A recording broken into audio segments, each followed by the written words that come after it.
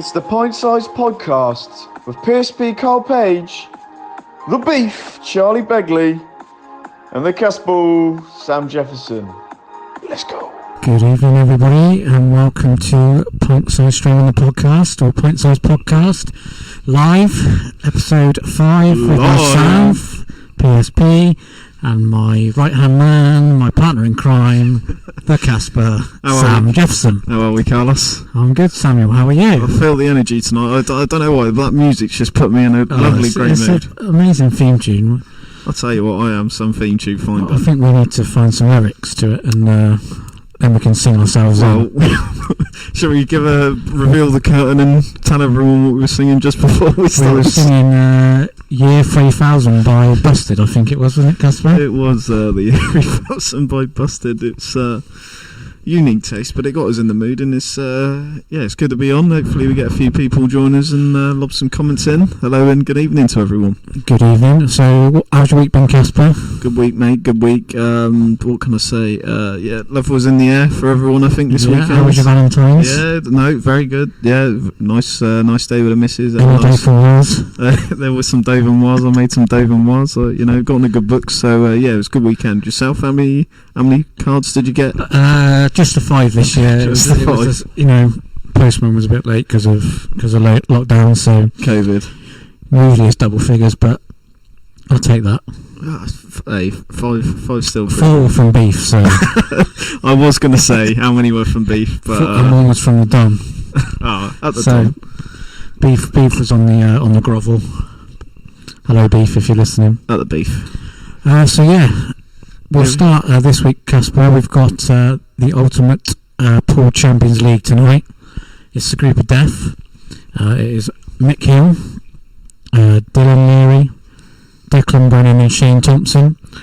Mick Hill 6 times world champion, so he is heavy favourite, 11-10 with Bet365. But my bet, based on how much he's been playing during lockdown on the break dishes, is with the value as well, as Shane Thompson at 7-2. Massive price. He's an unbelievable, as we all know, great player. Well, they all are, all 4 of them are great players. You can make a case for all of them, even Dylan Leary at 10-1.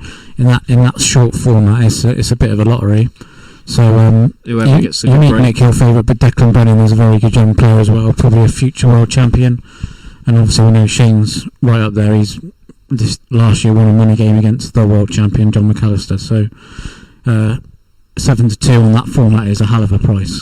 And like you say, it's looking at a draw with the short format. It's just going to really be who's going to have the best breaks. If you get a couple of break dishes and stuff, that's going to put you a long way in this tournament. And 7-2 is a massive price. Yeah. As good as Mick Hill is, 11-10 in that format is very, very short, from my opinion. There's no value in it. Yeah, you would fancy him, but yeah, I think the value. If I'm going to have a bet, and I probably will, it'll probably be Shane. But even you chuck a 10 on Dylan Leary, I mean, in that format, you never know. So that's tonight. I think it's every week now as well for the foreseeable until the group stages finish. So I think that's on Free Sports, isn't it? That is on Free Sports. Yeah. So get on Free Sports tonight and have. I think it's 7 o'clock start. So listen to the podcast and then flick the pool on, and then we'll obviously discuss the results next week. So that's it. Ready for that? We'll move on to the Premier League results, Casper. I'm hating this segment more and more each week, I'm not going to lie. For our new listeners, Casper is a Liverpool fan. Was a Liverpool fan, so we'll start off with what we got. Leicester-Liverpool was the early kick-off Saturday. It was, as I tipped a few people, Leicester are a massive price. I told John McMacken, hopefully he's listening. We got 7 live, but I don't know who's in. I thought Leicester were a massive price at home. I think people didn't realise that Jamie Vardy was back, and that's obviously he is everything that Leicester they need him for the whole team to work. I think they weren't the same team without him, as we saw. He came off the bench the previous game, so he was always going to start that game. Yeah. And obviously, on a positive note, Liverpool's goal was fantastic. Firmino's assist was filth. Nice finish from Salah. But yeah, after that it all went peak Tong. 10 minutes to go. Well, 11. Obviously, it was 79th he scored. But yeah, 10, 15 minutes to go. You're thinking, oh, this would be a great win for Liverpool. Even I would have taken a point at the start of the game, to be honest with you. The way things have been going, and then just obviously it went to absolute peak Tong. I mean, VAR was actually in our favour for once. Being a Liverpool fan, it doesn't really happen that much. But yeah, it was obviously rightfully a free kick instead of a penalty. Yeah, it was close. It was Harvey Barnes, I think, went on the edge of the box. Yep. It went in your favour, so you thought you got away with it, but then Maddison just pulled a free kick straight in.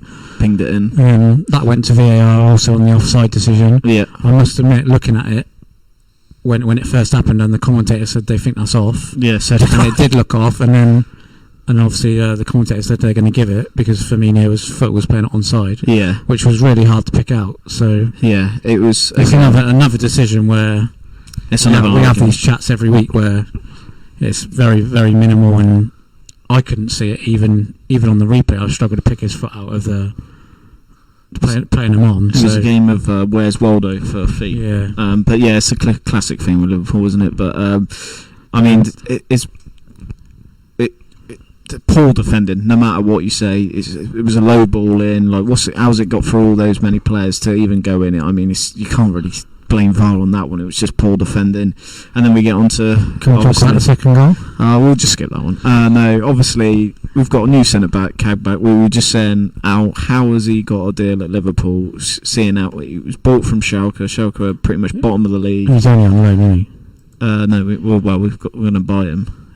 Ben Davies was bought for 2 mil, but I think Kabak's on loan. I think we're going to buy him in the summer because we couldn't get the deal done in time. Wow, that's incredible. I believe so. Well, hopefully not. Well, that goal actually wasn't his fault. I mean, Alisson should never be coming out 30 yards out from goal. And if he is coming out, he's got to be shouting and telling Kabak to leave it. So Kabak's obviously got his back to goal, doesn't see Alisson coming, so there's no fault in my opinion, no fault for him at all. If Alisson's coming, he's just got to shout and go through both of them. I would I mean, the guys knew, got to give him a little bit of break. He wasn't it wasn't a great day for him defensively anyway, but communication obviously was lacking. It's a classic thing with the new centre back. Obviously you've got Jordan Henderson next to him, not an out and out centre back as we all know, so just adds to him trying to learn the grace of the Premier League. And I don't know what Alisson was thinking. Why is he come that far out? Why is he trying to kick it? He could have waited in his box, told him to leave it, and it would have got to him fine. Could have just let Kabak deal with it, which obviously we all thought he was, even though it was a bit acrobatic. I will admit that. Well, yeah, the ball wasn't getting to a Leicester player. Kabak had it covered too. But I don't know what, and yeah, what can you say? But it's just Liverpool at the moment. It's just, I don't know what's going on there, but. Yeah, we've had better days, let's put it that way. At the end of the day, you've had a lot of problems at the back, injury-wise. Van Dijk, Gomez, Fabinho, who else? Matip. So it's always going to affect the team. They had a little issue with forward play and scoring goals for a while, but they seem to have sorted that out. But there's been a lot of rumours this week about Klopp possibly having a year out and going on to manage Germany. There was so a couple of rumours. Apparently there was a big bust up between Andy Robertson and Alisson in the dressing room yesterday, which Klopp and Henderson had to get in the middle of, and Robbo had a split lip. But again, how truthful these are is up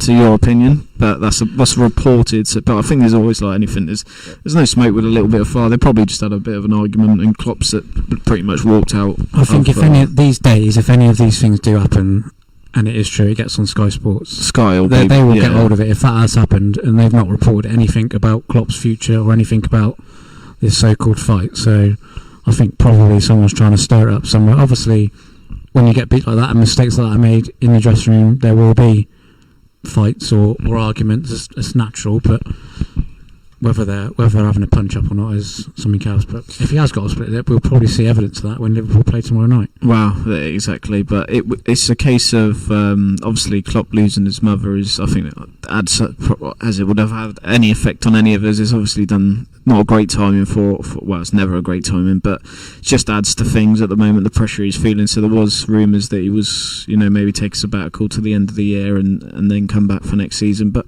I don't think he's like that, and I can't believe that's going to be true. He's just signed a new deal, obviously, ended its last season. So, as a neutral, I would be highly disappointed if he walked away after all they've achieved, just based on a bad run. They've lost. They're not going to win the league, but they're still in the Champions League. Yeah, I'd be disappointed just for football, because he's great for the Premier League. Just as a football fan, I'd be disappointed if he decided to walk away and not fight and not have a go again next season. If it starts next season and they're still struggling, then obviously it changes. But just to walk away based on that, I wouldn't be very happy like that. No, I agree. I can't see it. I just, like you say, just having a rough period of form, like a lot of teams have and will do. Just because we've obviously been so good for the last sort of 2 years, it just compounds it. And it's the first time really under Klopp's management that the wheels have fallen off us. They like to say a little bit, but we'll be fine. We'll still make top four. Hello, baby. He's just said Leicester have just got as many injuries and they don't moan about it. I'm not moaning that. I'm just saying, like, this is part of football's injuries, but Leicester have, credit to Leicester, they've handled them better than us. That's what I'm not saying that Liverpool have got any. I think Liverpool have had the big players, an extra more than anybody else, but not a great season. Rob is right. Leicester have had a lot of injuries also, and I've dealt with it better, but whatever partnership Liverpool play at the back, someone seems to get injured, and it's not easy at all to be having so many partnerships and not being able to build that partnership up. You can't just chuck two people in and expect them to play well. But yeah, no, I totally agree. But we're making the best of a bad situation. Obviously, I want Henderson backing out. I'll tell you now, Thiago might go down as one of Liverpool's worst ever signings. The way he's going, he's absolute dog. You know what? He's terrible. I haven't seen. He started off okay, and then when he first got to the club, but he's been terrible. He gets booked every game. Every game, he's just hacking people down. Absolutely, his passing ability is absolutely brilliant, but he just doesn't seem to be showing it. I've seen glimpses in games where he just looks absolutely class, but yeah, he's not playing well at the moment. I just can't.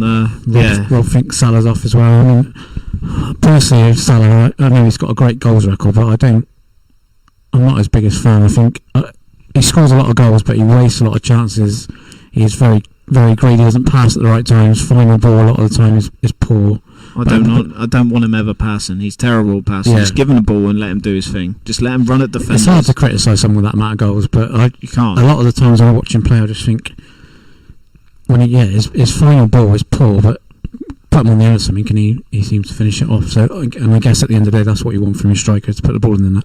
Well, that's it. Top goal scorers, they are all greedy. Look at them all; they're all greedy. So, that's what he's there to do, is score goals. But if he went, I'm happy, good price, get the money in, and bring someone else in. There's always someone else. So obviously, the dream would be a Mbappe that keeps floating about that Liverpool are obviously everyone's interested in, but I can't see a Mbappe coming to Liverpool, especially in the way we're going. He'll go Real Madrid, go whatever. Baby's just slagging off United now. That's always good with Martial is absolutely horrendous. I honestly thought he descended. Baby's flying on the comments this week. He loves it. Up the baby, keep him coming, baby. We love it.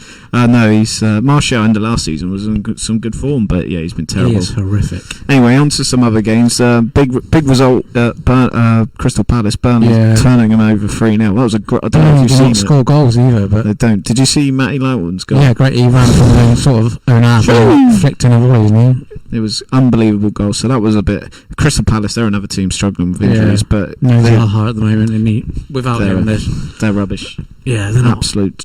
Even as a good players, but other than that, they're struggling for. I said to a mate today, Ash Langley, shout out Ash. He wanted a word with you about the Leeds Newcastle game as well. I don't know what that's all about. Did he? Is he a Leeds fan? He's a Leeds fan, and Leeds dominated you for the first 70 minutes or so, and you boys. What was your score? Don't even know what. I'll have a look. You got lucky or something. I don't know.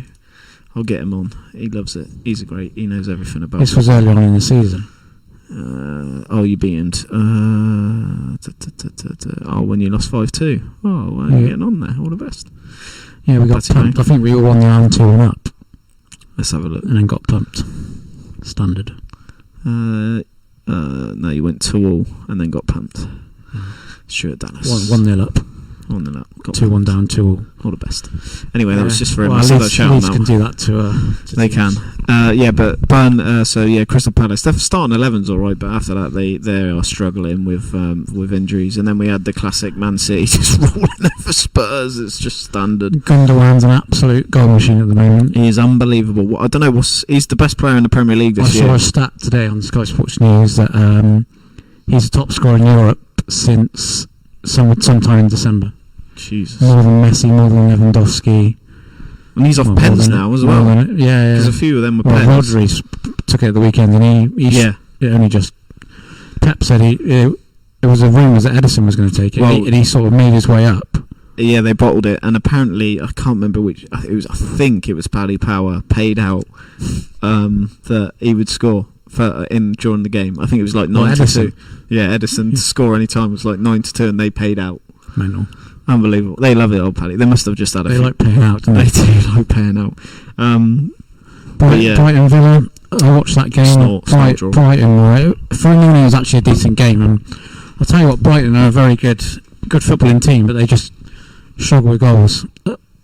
We meet the good old Aaron Chilcott was messaging me during the game. He's a Villa fan. Oh, yeah. And he said he couldn't understand why Brighton went in the top half, but I think it's obvious they're not in the top half because they don't score enough goals. But they've got some cracking midfield players and play some good football, but Neil Morpay don't put it in the net enough. No, that's and Martinez had a good game for Villa. He's class. He is class. Every time I watch Villa play, he just keeps him in the stand game. out. Yeah, stand great. out. Why Arsenal got rid of him? How he wasn't getting in? Leno's not a bad goalie, but he's nowhere near in. How Martinez is just sat on the bench and he's a top 10. He's getting to the top 5 Premier League goalkeeper now. And to be fair to Villa, how they've spotted him when he's not even playing for Arsenal, I've picked him up and I've spent 19 million or something like that on him. Something. Yeah, for how he's played, it's an absolute steal. Arsenal are kicking themselves. Then we had Southampton Wolves on the Sunday. Obviously, I didn't watch any of these. I had other commitments. But Southampton are struggling again with they've got a few injuries, and Wolves have as well. But that was beat Wolves in the cup, didn't they, last week? So I had Southampton down for a home win, and they have got a lot of injuries. But Wolves have been struggling as well without Raul Jimenez. Penalty, wasn't it? Old Neves, he loves a pen. Yeah, great player. Danny Ings back on the score sheet. Then we had Pedro Neto, yeah. Then we had 1-1 draw West Brom, the Scumbags, Man United. That was LTS. Early goal for West Brom, I think, went Grady, Dean Garner. Old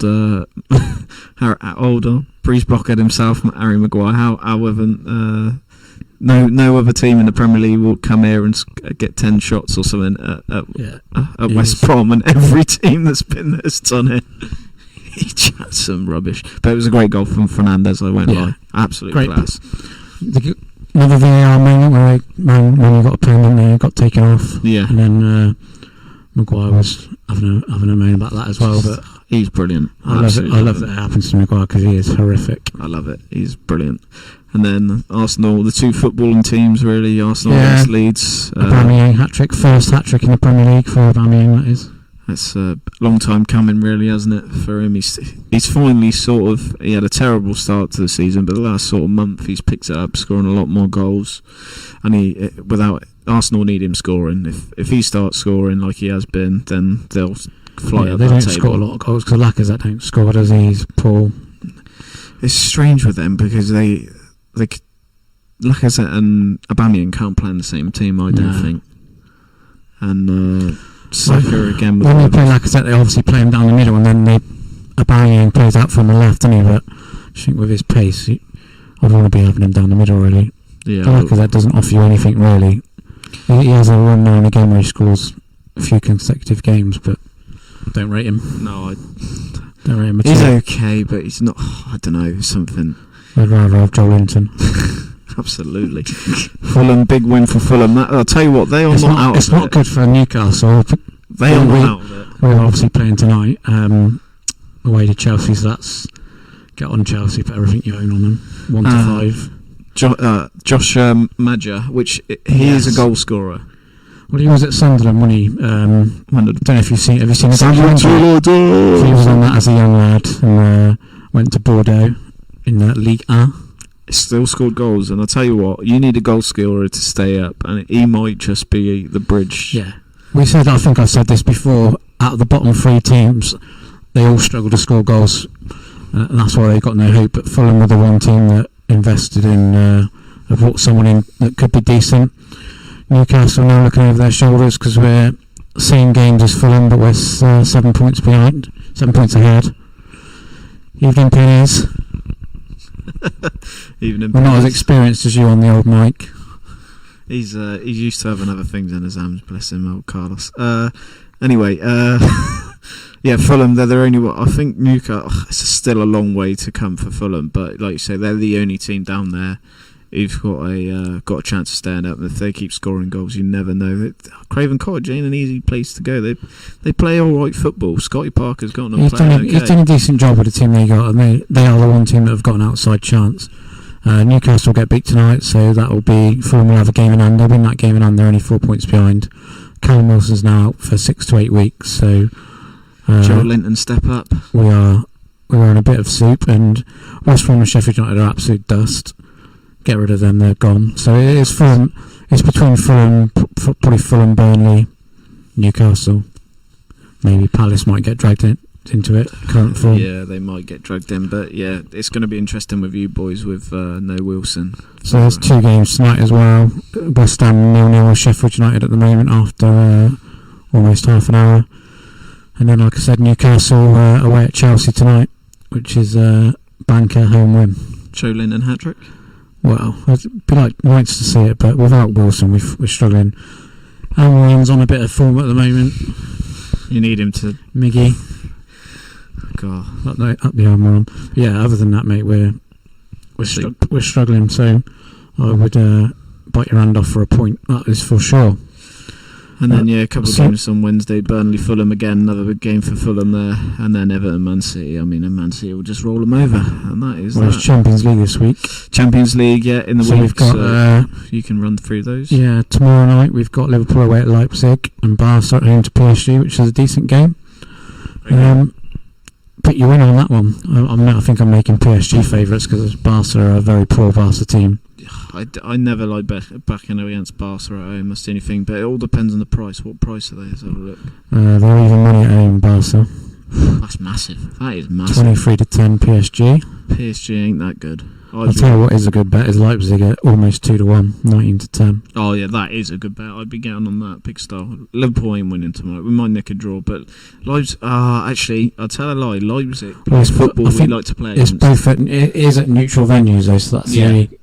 When you say it's home, it's not really home. Yeah, well, I don't know about Barca if they're playing at home, but I know Leipzig, Liverpool playing. Yeah, we are. Possibly Budapest, I think. I don't know where it is. Yeah, it's somewhere like that. But no, I'm going to revert that statement. I think Liverpool will win only because Leipzig like to play attacking football, and that suits us down to the ground. We need attacking teams. We're no good against Atletico Madrid, a Seville, a defensive team, any Italian team who could defend first and attack second. Against these attacking teams, we beat them. I fancy us against, apart from Man City, because they're just too good.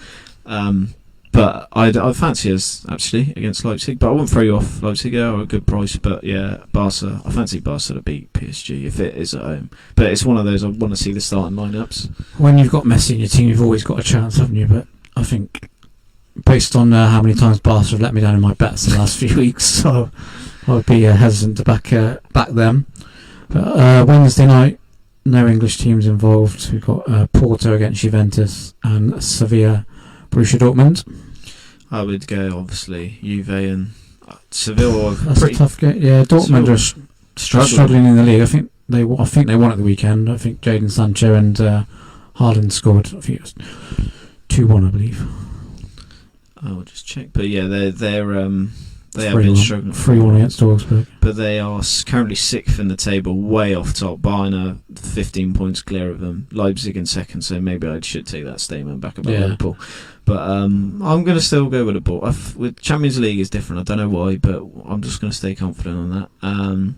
Frankfurt. Well, it's a fresh slate, isn't it, they can forget all the issues in the league and just concentrate on the Champions League. But yeah, it's a tight game to call either way. I'd go. I think both legs are on neutral ground, so it's a bit of a lottery. I'll go Liverpool, Barca, Seville, and Juve. Actually, I'll go draw on that last one just to throw a draw in there. That's it for the week, and then we'll have a quick look at the Europa League. Yeah.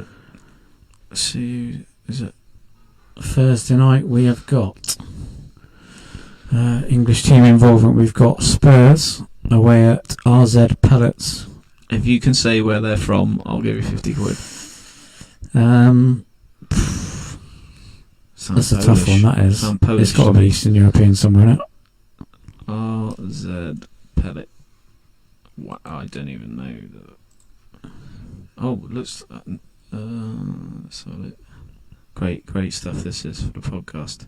They are in Austria. I was going to say Austria as well. That's 50 quid down the Swanee, all of us. Wow. Who's got that? Leicester? No, Spurs. Well, yeah, Spurs. So make Spurs massive favourites there, even though they're poor. United away at Real Sociedad. That's a tasty game. Real Sociedad ain't no pushover, but obviously you'd fancy United. And Leicester away at Slavia Prague. Cheers for that, mate. Absolutely. How are you getting on there, Casper? At the Arthur Smith. Cheers. That's Emily's. Good evening. Absolutely loves. He's a United fan as well, which doesn't help us matters. United fans shouldn't really be mouthing off, should they? But I suppose they've still got the upper hand on Liverpool. And Leicester at Slavia Prague. Leicester big favourites. Rangers away at Royal Antwerp. Antwerp are going well in the Belgian league. Tough game for Rangers, but they're a different animal under Gerrard. So just got a chance. Stay in the game when you're away, don't you? That's it, really. Well, just if you can get a draw. That will have that effect on a lot of people, Penners. You won't be the first and you won't be the last to say that. Unbelievable. Cracker. Arsenal away at Benfica. That is a tricky game. Benfica is a very tricky place to go. Some great players there. Part of trying to make a prediction is I don't know what of these games are actually being played on at home or on neutral venues. So but that's Europa League. I think that's all the British involvement in there. Yeah, that's all. It all seems to be away. Not the real big Salzburg. All the best, I think. Now we're going to move on to. What are we on to?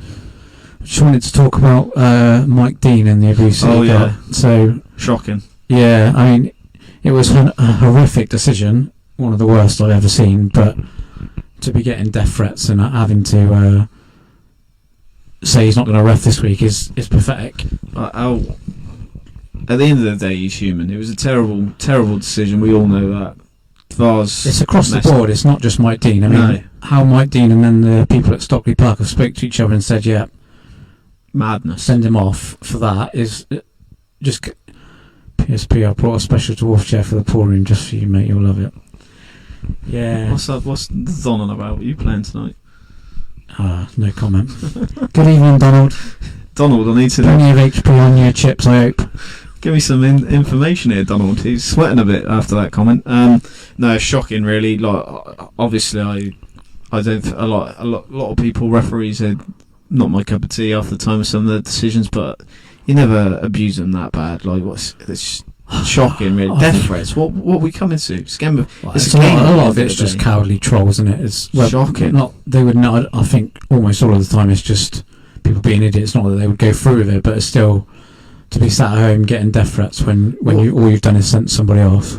How sad is your life to be writing a letter or typing a letter up to send to someone? How sad is your life? Also, had absolutely no impact on the game. It was 90th minute.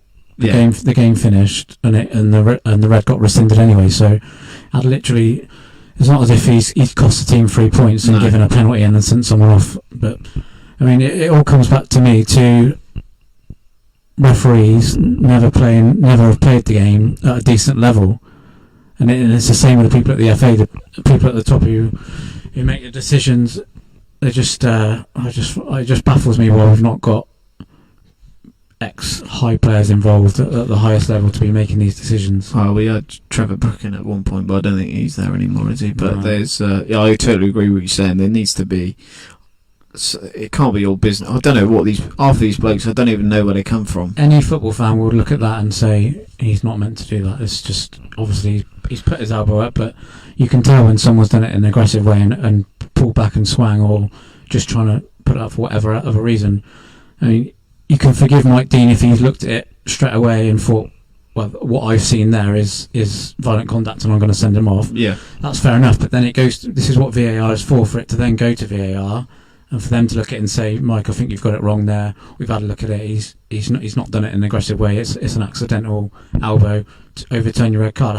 What conversation have they had between them to say, yeah, he's had a massive swing and he's gone for him? It's absolutely ridiculous. He's got the stony on and swinging. No, what I would say is it comes back again with the whole VAR thing. Everything needs to be mic'd.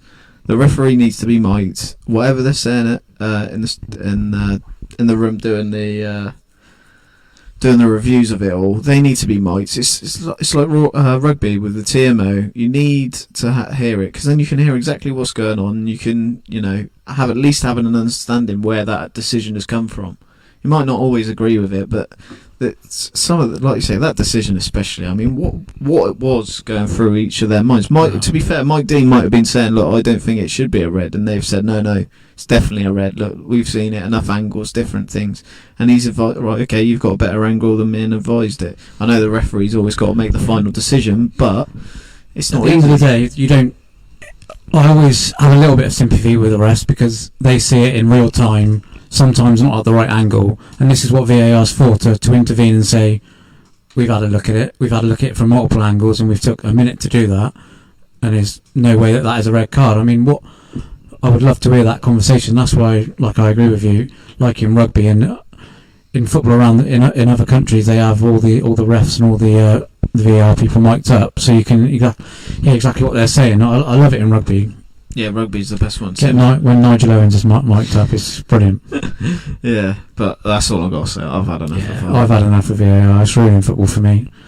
I watch less football now than I've ever watched, just because, especially watching your own team, a goal goes in and you think, well, I'm not going to celebrate because the flag's bound to be up, and then they're going to take 5 minutes to draw some lines. It's just horrific. So yeah, I agree. Well, especially with Liverpool, the way they're going, I don't really have much care about football. The technology is great if we can use it correctly. I mean, like you said, I think a lot of people have been calling for it for a long time, but you've got to use it correctly. If we're using VAR and we're still not getting the decisions right, then just scrap VAR and go back to how it was before, and just human error. Because if we can't get decisions right using technology, we're no point in using it at all. I totally agree. We're in the 21st century. I mean, what's going on? Right, end of conversation. Six Nations. Nations, Casper. Now we're talking. Absolutely. I believe you watched all 3 games. I did. You can lead on this subject. We'll go with what should we go with first? Scotland-Wales. That was the second game. Absolute cracking of the game. Best game of the Six Nations so far. Scotland are normally one of the worst teams to watch for rugby, but I'll tell you what, they are playing some cracking rugby, and Stuart Hogg is brilliant.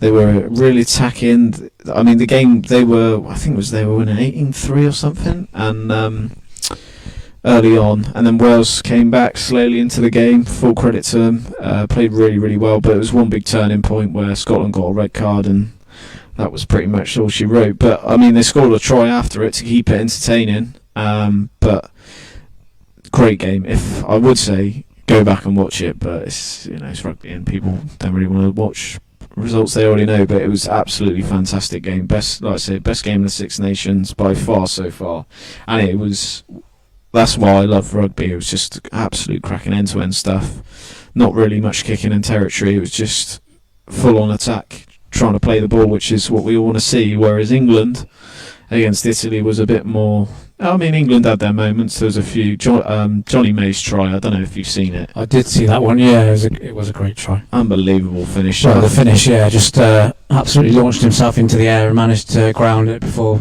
foot went into play. He's just, Ridgeway boy. Is he? Yeah, he was from Chiseldon, I believe, or somewhere. I didn't know he was a local lad. Yeah, he was from Ridgeway School. Then Hartbury and all that lot. But yeah, unbelievable finish. But I did see Anthony Watson's interception and length for the field try as well. he's so quick. There was no catching him, but yeah, his like first Casper. first try was pretty good as well. But it was England still a bit too much kicking. I still don't understand why we were playing Ford, Farrell, and Slade all in the same team against Italy. I understand it against New Zealand or South Africa, where you do need to try and dominate territory against them, but against Italy, it's like the rugby version of playing Eric Dyer, Henderson, Declan Rice. Madness. Yeah. What are we doing? We should be all attack, get them in there. I don't know why Jonathan Joseph ain't in the squad, but that's another debate. But just get these. We should be play forward at 10, take even Farrell out, because he's a kicker. He's not the greatest attacking player of all time. He's England's captain, so they're not going to do it, but just throw the ball about a bit more, be more attacking. I mean, they didn't kick as much, but then again, you can't beat. But obviously a week off this next week, and then we've got Wales away, and the way England are playing, I would not be saying we've got a chance. But last game was Ireland-France, and that was not a bad game for a low-scoring game. Tight game, yeah, 15-13. Tight game. France, they've done a job on Ireland. To be fair, they for France, they're normally the flair team, as we all know. Yeah. Trying classic France, but they played well and had the ball in the right areas when they needed to and dominated parts of the game. But Ireland gave it a good go. They were missing Johnny Sexton, which is why they lost that game, really. I mean, he's world class when you lose a player like that, and their reserve, number 10, I can't remember his name off the top of my head, is not in the same league as him. So, but first time in, I don't know, 10 shooters, I don't know, 10 visits or so. It's been a while since France have won away in Ireland, so massive result, and really France are massive odds on to win a Six Nations. They've only got really one hard good game, which is England away, because it's never easy to go to Twickenham, but France have got room to, they can lose that game really. They've got the points difference and bonus points as well on England. They were a good shout to start. I think they were 5-2. 5-2, at the start, yeah. England were even money, which obviously has changed around a lot now. But yeah, France are always a shout. So yeah, Week good off. analysis, Casper. Week off now. Week off, and then they're back on the 27th. So that will be Wales England on the 27th. That'll be. I am looking forward to that game as much as I keep slagging off England, but it'll be a good. It's always a game England wins, but it's better with a crowd. But oh yeah, fantastic with a crowd. But yeah, it's a grudge match. Always a grudge match. We'll move on to the cricket, Casper, which is basically Test match is over, even with 2 days left. So India 329 first innings, won the toss on a horrific pitch. Day one pitch that's absolutely turning miles. Well, the reason why is because obviously they played the first Test match on the same pitch, which doesn't help. And then it was whoever won the toss really should win the Test match. Yeah, it was the same as the first Test. We won the toss, put a big score on the board, and then you're in soup, because batting fourth on a Test in the subcontinent, you're struggling to anything over 150 to win. You're struggling against the spinners, even our spinners, even Pat Leach. So even worse when it's Ashwin. Moeen Ali. Yeah, Moeen Ali.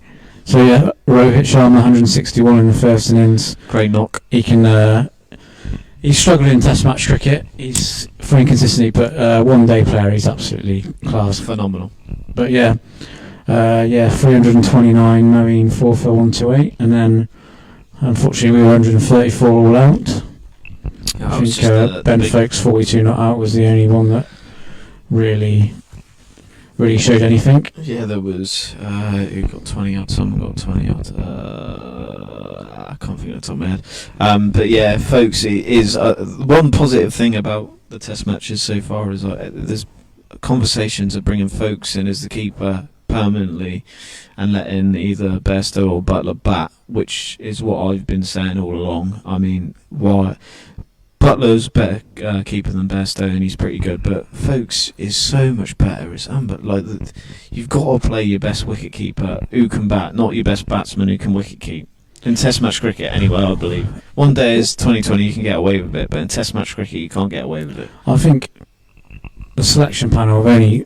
I mean, we would have struggled with our best team anyway because we lost the toss, but our selection panel have only got themselves to blame in a way because of resting all the players that we're doing, the selection policy that they're going for, which I understand because people wait for their families for a long time, and during COVID they're literally in bubbles where they can't go out and explore cities, and so they've sent Butler in, haven't they? And Jofra Archer was injured, but we're basically deciding before a series that this player's going to play one Test match and then they're going to go home. We have a great win by 200 odd runs in the first Test, and then they dropped 3 players, and they dropped on Bess. Anderson, yeah. And then Joffrey, because of that, was forced. Anderson I can understand a little bit, because you're trying to pick between Anderson and Broad, and probably only one of them can play. I don't mind the rotation of them, to yeah, be honest. And they're both getting on, so I understand that a little bit, but yeah, a lot of the pundits have said, look, you've just won in India, which doesn't happen very often, and you've won handsomely. Play the same team, play your best team. Yep, that team is full of confidence, and then you've changed a third of the team for the second Test. Only one of them in force because of injury, because of Archer. But I mean, knowing for best, knowing done all right in this Test with the ball, so he's got 4 in each inning, so he's took 8 wickets, so that's a justified decision. But I mean, the other changes. I agree with what you're saying. I think they should just. Obviously Butler was going to go, but I would have tried to keep with the same team. You can't keep chopping. We're not playing Sunday League football here. This is the hardest place to go in world cricket, bar Australia going away in India on these turning wickets, and they're just chopping and changing. But I mean, you can say, look at it the other way. I mean, you can say we've got a deeper squad than we've had for a while. Maybe you can try and reverse it and look a little bit better that way. But yeah, when you've won that first game, I wouldn't be trying to change too much. But oh well, 1-1. You take that, and we go on to 2 days left. 482 to win. 53 for free. Just got to win the toss. Lawrence and Root was absolutely plumb to hit one of the last balls of the day. He got saved because the umpire didn't give it any. It was umpire's call on whether it hit in line or not. Yeah. So and Kohli walked off absolutely going mental at the umpire. So standard Kohli. Hopefully he gets some soup for that. He'll be docked some points and fined and all that lot. Yeah. But no, it's unfortunately because that's what I like to watch in the morning. But that is. The game will could be over by lunch tomorrow. I'll be watching. It'll definitely be over by tea, I think. Australian Open tomorrow instead for me, I think. Yeah, I think that is the next subject, Casper. That's a lovely little gateway feed into the. We'll go with that next, Casper. So we're up to the quarter-final stage now. We're in no massive shocks in the men's event, really. We've still got Djokovic in the Darwin. I think Medvedev had a big win last night. Yeah. Probably, I think Team got beat by Dimitrov. I think that's probably the... Yeah, but Team's not a hardcore player. I was actually surprised. I was just going to bring up Kyrgios being 2-0 up against Team, and then he went and lost 3-2 in sets against him. It was a good game. It was a good game, but I actually thought Kyrgios was going to win that one. He did win a set with a set point underarm serve. That was first set. He loves it. He can't help himself, can he? Can't help himself. But that was in front of a crowd as well, so it went down well. I love all that. I think Kyrgios. I love Kyrgios. Probably just not got the temperament. He is one of those players that is on his day. He's one of those players that if you're on the Dow or Djokovic and you draw him, say you draw him third or fourth round because he's obviously down 30-40 in the rankings. You don't want to draw him that early. You don't want to draw him at all. No, because he's one of them. They call it a dangerous floater. Oh yeah, floating in the draw, and he's got the game that he can. He's got a huge game, huge forehand, huge serve. He's just an absolute showman. But he's the Casper. If you can if you could get ahead of. Oh dear. Just don't want to play him. Just too good. That's it. You're right, Casper. And he's just as sneaker handicap Tony Brav comps. If you draw the Casper out first round, you think, well, I might as well just go him now. I'm in the soup. Get me out of it. I don't blame you. I feel the same. But fantastic player. Just hopefully he's still a young lad. Hopefully in time he sorts his temperament out, because I think half the time he beats himself. Yeah. I agree. But so in first quarterfinals, Djokovic against Zverev, or however you pronounce it. Zverev. Obviously Djokovic is carrying an injury. He's already said that if it wasn't for a Grand Slam, he would have pulled out by now. So read into that you would. Well, it's classic Djokovic. At the end of the day, if he wasn't injured, he wouldn't have beat Raonic in the last round. So he said he was doubtful whether he'd even play, and he turns up and beats him. So against one of the biggest servers in the world and pumped him. He 4 sets. Yeah, so it's a pretty good result. And one set he pumped him 6-1. So it's not exactly like he was. He might not be 100%, but he's still unbelievable. And then you've got Dimitrov against the qualifier, who I actually haven't seen really anything of, to be honest. No. Karasev.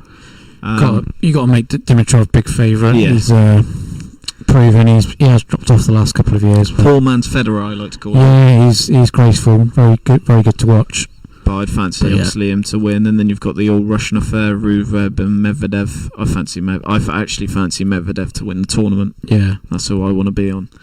And he's then the ATP Finals winner, Medvedev. Yeah, that's who I fancy. And then you've got Rafa, who does look in good form. But Tsitsipas, what's his name? Tsitsipas, yeah, the Greek. He's fresh because the guy who's going to play last night pulled out. Yeah. With injury before the game, so at least he's fresh to play Rafa. But yeah, you can't look past a Rafa Djokovic final providing they both stay fit. I'll tell you now. I'm going to say Medvedev is who I'm going to back for this. I'm going to have for the whole thing. Yeah, I'm going to have a cheeky bet on him as well. Pick us. And then the women's is a bit more open. Defending champ Sophia Kenan, went out early doors, but Ash Barty won this morning. I think she's playing Machova in the quarterfinals. Yep. There's an all-American affair, Jennifer Brady and Jessica Pegula. Pegula beat 5th seed Svitolina last night. Very good with this. You can do the pronunciations. Yeah, thanks, mate. Appreciate that. Naomi Osaka against the Korean or the Chinese one. Hong Kong. And then a massive other quarterfinal, Simona Halep and Serena. Serena was second favourite the other night, but she came through. Obviously, I think there's 3 winners. It's either going to be Williams, Osaka, or Ash Barty. I'm not too sure. I haven't seen enough of the winners. It's tough to call. I mean, Serena's always going to be there, but she's had real trouble getting over the line. And yeah, she keeps getting the finals and losing. Yeah, well, she knows she's one away from equaling Margaret Court. I think it's 23 Grand Slams, so she must have lost the last 4 or 5 finals that she's played. So yeah, it's a difficult one to call. I always fancy Serena against Halep. She's just got a bigger game. Oh yeah, 100%. Halep won't be able to. I don't think she needs a great returning day that day, but I can't see it unless Serena's having one of her off serving days. Maybe Barty or Osaka, but your guess is as good as mine really on that. I'd only back Bart. She'll be favourite anyway, but it's just because she's got an easier draw to the final. But Osaka looked good the other day. I'm not going to lie, she did play very well. So yeah, open. It's always is with the women's. To be fair, it's more open than the men's. And just to mention for Andy Murray, he got to the final of the Challenger event, and it was in Italy, I think, and he lost in the final yesterday. So he's been playing that all week. He obviously contracted COVID and meant he couldn't get over in time, had to self-isolate, and he couldn't agree with the state of Victoria. So Andy Murray on his way back did get beaten in the final, I think Liam Brody also got beaten in another Challenger final, another British player. Sexist comment. Which one's sexist comment? Something about probably what you said about women's is more open or something like that. Oh right. Well, I just meant it is more. Good evening, Benjamin. Cheers, Dolts. Up the bookings.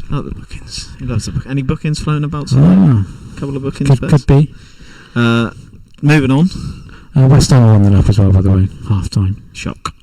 And any guesses on the goal scorer? I don't know if Antonio started. No, I don't know either. If he did, then I'll say him. Declan Rice. Wow. Did Antonio start? No, I don't think he did. No, Lanzini. False 9 by the looks of it, because they're playing Bowen, Lingard and Lanzini. The Basham yellow card. No, he's not on the bench. BTB. Basham yellow card. Oh yeah, Basham yellow. He just needs now. Who has he done? Can't remember what he's done. Rice, maybe? No, it's not. Who have you done? Norwood's the other one, Norwood. Oliver Norwood? Yeah. Oof. Chances. Up there. So yeah, we'll move on from Welsh Open snooker now. Casper started today. Yep. I've not seen any results yet. It's obviously early days, but I saw Murphy won this afternoon. That was the first game off. I think Trump was 3-2 up. Yeah, I saw him winning. It's one of the Chinese fellas. But yeah, just to mention for Doug Mountjoy that sadly passed away yesterday, I believe. On Valentine's Day. he was a Welsh, one of the best Welsh snooker players of all time. He was 2 times UK champion, and he also won the Masters. Interestingly, he was in the 1977 Masters. It was his first ever tournament as a professional. He was invited in as just a late replacement that someone pulled out, and he actually won it. First professional tournament. He beat Ray Reardon in the final, and he beat Alex Higgins in the semi-final. So that takes some doing, like you said prior to going on, a bit like what Ping Tower done this year. Yep. Unbelievable that's twice UK champions and once Masters, so obviously a very good player. Highest breaker 145. It just shows how the game has changed, though. He was around for a long time. Just a little bit 49 century breaks, that's all he had in his career. It just shows what the why does PSP sound like Barry White today? He's got the mic in his mouth. I could do your rendition of a few songs if I'm taking requests. He loves it, but no, sad loss. Obviously, was it lung cancer? I think it was. Or so was it cancer? I don't. He definitely got. Anyway, he had a lung removed. Yeah, he did have lung. He had lung cancer back in '93. I'm not sure how he actually died. But yeah, another Welsh. I love that Masters stat. That's a great stat that he's in first go. All these blokes think, who's this new kid on the block, and he goes and pumps him and wins it against Ray Reardon as well. What was it, 6-time world champion or whatever he's been as well. So he also got to one world final. Yeah, in 1981 he lost to Steve Davis. That was Steve Davis's first world championship win. So yeah, sad day for snooker. We're all snooker fans on the Pint side streaming scene. So rest in peace, Doug Mountjoy. R.I.P. So lastly, Casper, just our favourite segment of the week. Top 5. The top 5. And top 5. This week it is our top 5 favourite sportsmen. So not necessarily you think of the most successful. Wow, you've sprung this on me late, because I thought it was going to be top 5, the top 5 sports athletes of all time. But mine are basically successful. They are all successful, but if you're just going purely on stats, I would be picking people that in sports that I don't really like. So I've gone for my top 5 sportsmen of all time. Right, okay, but I haven't. These people, they're not necessarily the order I'd have it in, because I'd have Luis Garcia as number 1. He's best player ever. It has to be also not just someone who scored a goal against Chelsea in Champions League that wasn't over the line. It's got to be. Mate, did you see his goal against Charlton? Absolute world banger. Yeah, it was a good goal. But yeah, I love Louis. Tom Brady 1,000% for BTB. He's not made it onto my list, unfortunately. Although he is on my 5 to 10, just because I'm not an American football fan. But here we go. We'll do. I'll start with my number 5, Casper, and then you give your 5. So I've gone number 5, Ayrton Senna. Obviously, he didn't win the amount of titles he would have done, but I think had he not tragically died in that crash at Imola in 1993, that he would be right up there with Schumacher and Hamilton's record. So he is my number 5 greatest sportsman of all time. Can't go wrong with that. Not the BTB. Don't worry, BTB is in mine. Don't listen to him. BTB, I'll be unsubscribing you from my Bet365 account. I've got a great shout with Ayrton Senna, by the way. Obviously, there's for motorsport, you've got Lewis and Shuey. I think he would have got close to them, if not. Yeah, he would have had a minimum of 5. Nicky Lauda, people like that, but sad early loss, obviously. But my number 5 is old Tiger Woods. The only reason he's not higher for me at the moment is because of all his back injuries have stopped his longevity. But that's when from about 2000 to 2008, he was odds on to win majors. Yeah, it's incredible with the field. The amount of people in the field. How can that doesn't happen now? Like, Dustin Johnson goes off at like 8-1, which is still a bit short, but the amount of players playing the game, it's obviously the standard nowadays is unbelievable. But even then, it was still pretty good, and he just dominated every tournament. It's unbelievable. So he's my number 5. I think also, while we're on Tiger, I've got him as well on my list. But also how he come back to win the Masters, and that's probably one of the greatest sporting stories of all time. And everyone loves Tiger. There's not one person. He's got that. I don't know what it is. After all his scandals and all that, he's just brilliant. And when he putted on the 18th to win that green jacket, and he lofted his arms up with his golf. Oh, it was great scenes, and we were all cheering him. I backed him. You back him just because it's Tiger. I backed him that day. Just I think to come back after all the injury, I think a lot of people wrote him off, probably myself included. Yeah. I thought at one stage definitely didn't think he'd win a major, but like you said, after all of his scandals and the amount of women he's pumped, to still be that popular. Then he's pumped as many as you. Wow, he's a few short of my level, but maybe not BTB's level, but no.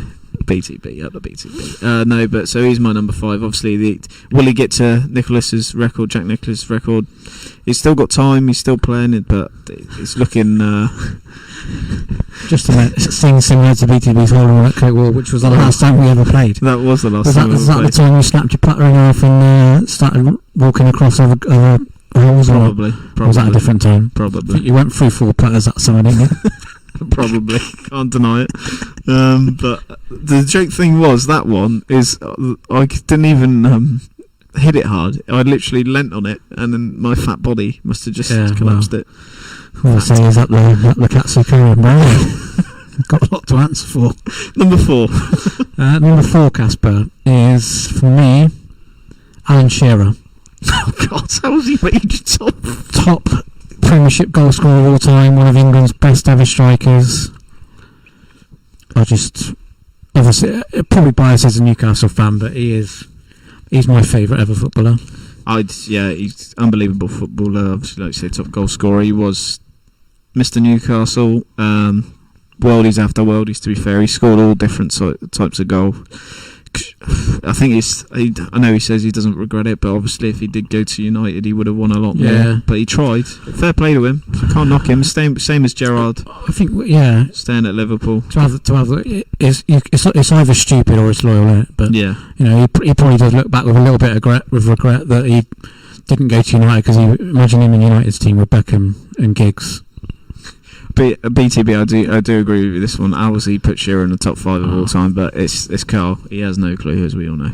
My number 4 is the Rocket, Ronnie O'Sullivan. I mean, we are a pool and snooker podcast, so it would be a bit, mainly would be criminal if we didn't have someone on. But I think we can all say natural talent of any sports person you've ever seen. He's got it in buckets, like left, right. Can do it all. When he's playing his best, cue ball is literally on a string. How he does it, and he's been doing it since '92, since he turned professional. It's just unbelievable. Obviously, he's won the most ranking tournaments now. He's got 6 worlds, hasn't he? He needs to get to Hendry, and I think he will. 1,000 centuries. 1,060 centuries. That's going to get beat by Judd, but yeah. I don't think anyone can argue he is the greatest player to ever pick up a cue. But without doubt. Well, even Hendry and Davis are he's better than me. If he had Hendry's temperament, is the amount of tournaments he would have won. But I think the fact that he doesn't have that temperament and he is a bit of a loose cannon is part of his appeal and part of why. Because you watch him and you just don't quite know what he's going to do. He could walk out after 2 frames. He could smash the pack open. He could put a towel over his head and laugh at Peter Ebdon. But yeah, some of us here have played him. How'd you get on? I came 29 points or something? 28 points. I got the highest score against him that night. Chester's no danger. Didn't knock a ton in against you then? No, 10 times in 13 frames. I think it was 8 in. I think he'd done 9. So I think it was 7 and 9 or something like that. It was pretty bad. Pretty good. And it's like watching BTB on table 6. The only thing that I did do is I fouled on the blue with the rest. All the best. I just want to ask BTB, if you're still listening, how are you getting on there on recent snooker matches that you've played over the last year or so against PSP? That's what I want to know. How's your bank account looking? How are you getting on there? All the best. My number 3 is Ronnie O'Sullivan. So yeah, we just covered that. The rest. That was my number 3 is Mr. Usain Bolt. Obviously, he's won 3 Olympic. Well, he's won how many? 8 Olympic golds in total. But 3 back-to-back Olympics at 100 and 200 meters, which we're never going to see. I don't think we'll ever see it again. Carlos is still the Steve Palmer number 2. Steve Palmer number 2. But I would say, is he the greatest Olympian? That is a question we'll discuss very shortly. Yeah. But I mean, his record speaks for itself. Olympics covers such a wide range of sports, doesn't it? So, but we're never gonna. I don't think we'll ever see anyone like him again. To do it over 102 it's is hard to unbelievable. compare the amount of medals because people like Bolt or Phelps or Mark Spitz or someone like that who've won multiple medals, they have multiple events to win them in. So you could have a high jumper or something that's won 3 or 4 Olympic golds, but they've only had the high jump to go at, where Bolt has got 3 events every time, 100, 200 and relay, and obviously Phelps has got multiple events to go at as well as the medleys and the relays. I just think so it's hard to compare, but yeah, obviously he is the greatest sprinter of all time, without doubt. Without doubt, and it's just is again charisma and all that lot. He changed our athletics a bit with the way he approached it, Definitely, so calm, laid back. Whereas it used to be obviously at the start line, he always used to be so serious, but now he's interacting with the crowd and all that lot. Absolute character, and every sport needs one of them. So yeah, he's my number 3. My number 2 is Roger Federer. Can't argue with. See, now that's a proper top 5. Yeah, obviously he's being pushed by Nadal and Djokovic, but just for the class and how great he is to watch, just his game. He doesn't have the power of the other players, but he is so graceful, and I just like as a person, as a bloke, he just comes across as a decent bloke. But yeah, everything he's achieved and how graceful he does it and how respectful he is of other players. And obviously titles makes him, in my opinion, the greatest tennis player of all time. I would have him 1 as well at the moment. Obviously, the thing that he's got over Nadal and Djokovic is he changed the game of the inside out forehand and stuff like that. He brought that back in, like you say, the grace, and it looked so effortless to him. He's just unbelievable to watch. I'd much rather watch Federer than Nadal.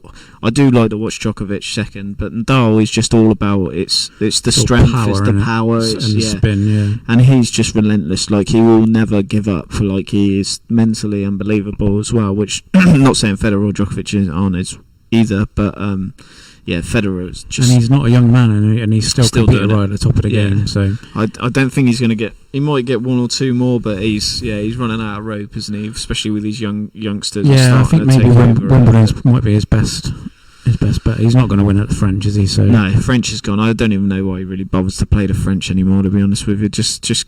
I don't think he has the last couple of years. Yeah, I think that has been injuries as well, though. But yeah, so my number 2, just to keep BTB happy, but more importantly myself, is obviously Mr. Thomas Brady. What can I say about a man? He's won 7 Super Bowls. He's got more than anyone else. He's got more than any other franchise, which I find incredible. There's no other franchise. There's 32 franchises, and there's 1 Tom Brady. And he's got 7, and the next highest is 6 from a franchise. So, I mean, what can you say about a 6th round pick? He's supposed to be a nobody, but he changed. It's unbelievable how he keeps winning. He's not the most athletic. He's not like can't do things that other players can do. Moving with the ball, passing with but he's just a winner. He's the biggest winner I've ever. He's like Stephen Hendry sort of way. He just wins. He's just an absolute winner. And obviously the culture and everything that he brings, because he brought Tampa Bay, who weren't a bad team last year, but they had a terrible quarterback, all the way to the Super Bowl, and then to go and beat the best team that has been in football for the last 2 years, Kansas City, and the way they beat him as well. He has to be number 2. He's arguably number 1, if I'm being really honest, but I just can't go past number 1 for other reasons. But Tom Brady, I love him. Yeah, I mean, you can do but show love to the guy. I'm not a big American football fan, but he's on my list. Even though I've never really watched much of it, to be doing it at his age, 43 years old, still be winning Super Bowls and still saying he's going to come back for more is incredible. To be doing that at any age. But yeah, so yeah. Definitely. My number 1 is Tiger Woods. There you go. You can't argue with Tiger, to be honest, at 1. Like I say, the only thing with him is the longevity. If he'd done it for pretty much 10 years, but obviously the back surgeries and all that lot. The game of golf is going to take a toll on your body for doing it. Obviously he's got, and it has taken a big toll, but they're all going to pick up injuries, back injuries. mainly. I would have thought, but yeah, I think he's the greatest for me because of the comeback. I think a lot of need a good comeback story. When you read about the extent of his injuries and how many operations he had to have his back fused and everything that he's probably gone through, I think a lot of golfers or a lot of sportsmen that go through that type of injury would have probably just said, I'm not going to put myself through that anymore. I've won plenty of majors. I've achieved everything I want to achieve. Let's just give it up and rest my body. But he's sort of fought back. He's gone right down the rankings. He's had plenty of tournaments where he's come back and missed cuts, and he's somehow got back to winning the Masters. So I think that, to me, it's more the story as well as what he's achieved. But yeah, Tiger Woods, greatest sportsman of all time in my opinion.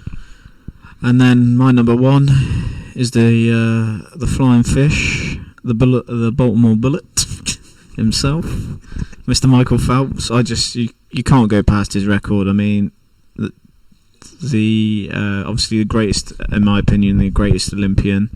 Obviously, he's got the most gold medals out of anyone ever at the Olympics. 13 individual golds, which is just a crazy stat. 28 total of 28 medals total, and 23 golds. Which I mean, you were saying about he's obviously does it in a lot of different events in the swimming with your medley and all the different ones, but to do it to be that good at each individual stroke, as they would say, and to do it takes your body. It would take some toll on your body. That's why a lot of swimmers retire young. You don't see many of them going into their 30s. No. And to just keep doing it over 3 Olympic Games, I mean, he's only 35 now, and he's long toast. Gone. Yeah, toast. Gone. But unbelievable. I don't think you can ever repeat it. It's only going to be a sport like swimming that someone could maybe come close to him, because there's just nothing else that you can. You can't. Yeah, definitely. I mean, I'm just not a big fan of, like I said, seeing American football. I'm not a big fan. I love the Olympics, but I wouldn't sit there and watch all the swimming. But to win that many gold medals, like I said, he has the opportunity to win more than other people because of he can enter multiple events. But yeah, he cannot argue with his record. So that is a worthy number one, definitely. Some couple of shout outs for people might. Obviously, for football, you've got sort of your Maradona, your Pele, Ronaldo, Messi classics. For the women's game, you've got Martha, Serena Williams. I was on about football, but football, Marta. You've got Alex Morgan. You've got Megan Rabone or bit of Kelly Smith. Great player, great Arsenal legend. Racing Yankee. I think a lot of people would probably have, in boxing terms, probably Ali. The only reason I didn't is just because it's not our life. Before our time, I looked at Ali, but it's hard to put someone in you haven't been able to witness. No. Sugar Ray, obviously. You've got Mike Tyson, Floyd Mayweather. Obviously, for more up to date. Obviously, we said about F1 with Senna, but Lewis Hamilton and Shuey, just because the amount they won as well. Basketball is a big one. LeBron. Obviously, you've got MJ as well, which I know BTB probably would have had MJ in there. I've got MJ as well. My honourable mentions. I've got Tom Brady. I've got Phil the Power Taylor. Yeah, another one. 15 or 16? 16 times World Cup, but obviously multiple other majors as well. I've got Alistair Cook. Yeah, cricket, you've got obviously Kevin Peterson, Sachin Tendulkar, Shane Warne, Glenn McGrath, Ricky Ponting. You've got players, you've got golfers. Obviously, tennis, we were saying, obviously, Federer and Nadal, Novak, and then you've got the Williams sisters, and you've got old Martina. I'll let you do the second. Navratilova. There we go. Billie Jean King. Billie Jean King, yeah, another great shout. So you got that, and then Lindsey Vonn for the winter. That was for Al. I think Al said that. Did he? I don't know. I'm just making that up. Just thought I'd say winter. Al's are probably completely different. He's probably got someone from 1860, and then he'll probably got a bowls player on there, and old Alex Marshall, and then 1974 Dominoes champion Peter Bridge, his name was, and then. There was a chess player that was. I haven't got a clue. What was his name? Gary Kasparov. He could be on there. That's knowledge for you. I should know. I used to play chess. I used to play. I think an honourable mention for Super Sammy Parkin and Jan Agger Fjortoft. Obviously, Super Sammy and Tommy Mooney. Great partnership. Tommy Mooney, and Don Rogers. Yeah, the famous Don Rogers stand. So yeah, any more, Casper? Like you? I think that's it, mate. We thought we were going to struggle with. There wasn't a lot of sport really this week, and we've done an hour and 15 again. So yeah, just love to It's just basically we've just chatted about a load of rubbish for part of it, but yeah. Thanks to everyone who tuned in this week. We will post it up again probably in the next couple of days, so it is on there as a podcast if you haven't been able to catch it tonight. And just lastly, I mentioned for our sponsors at the end. Without them, we obviously would be struggling. Thanks for the support on that. So our sponsors are Dean at Mackin Travel Counsellor. Dino is self-employed, booking all your holidays for you. Obviously a tough time for holidays at the moment. Obviously we can't go anywhere, but Dino, once we can get the green light from Boris, give Dino a mention, get a quote from him, and funny guy, and hopefully we are going to have Dino on next week with us, and there's a little segment, we'll keep it a secret for now, but a little segment with Dino on next week. 147 Sports, my home venue. Thank you to them for sponsoring on the 147 Golf, which is the golf simulator which is within the sports venue. And lastly, Track Employment Solutions. So if you're out of work, Charlie, give them a little look up on Google on their website. And then just lastly, R9 Facilities Management. Any cleaning that you need done, commercial or domestic, I think they are your people. Racker? And the Racker Triangle, Casper, yes, well done. You've been doing your research. And yeah, the Racker Triangle, lastly, best triangles about in the pool game. Thank you to them for sponsoring our stream and for the support. And hopefully, once clubs reopen and we get out there streaming every week, we can get you some exposure. So thanks to everyone for listening. Thanks to Casper once again for joining me, and we'll see you all next week. Thanks everyone, and thanks for the comments and people getting involved. All Cheers. the best. Take care. All the best. All the best.